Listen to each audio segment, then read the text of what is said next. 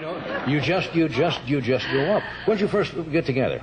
Where'd you first meet? 1984 at the World's Fair in New Orleans. See, he remembers stuff. I remember the event loud and clear. I don't remember when it was, but I have become very interested in New Orleans music. I loved it. The first time I ever went there, I was saying, it was the World's Fair, and I remember doing an interview on the Today Show saying, my God, you know, regionalism is alive and well here in New Orleans. They still have music that sounds like New Orleans. They still have food that tastes like New Orleans. The people look like New Orleans. It really is almost not...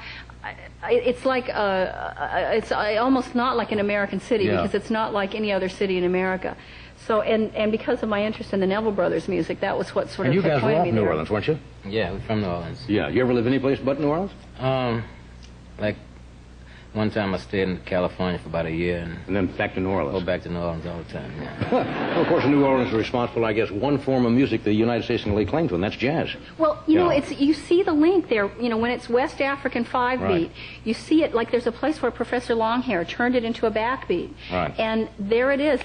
It's spawned modern rhythm and blues and rock and roll as we know it. You like recording there? Do they have the facilities like Nashville? They're starting to get them, and I mean, honestly, there's so many great players down there, and good writers. Alan Toussaint, I mean, what a good writer.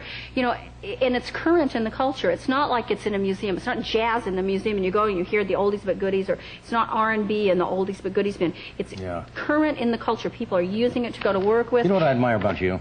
Is you take chances with your music. You know, you could have stayed in rock and roll, then you did the pop thing with the late Nelson Riddle, and then you do the Spanish things, and you try different things in music.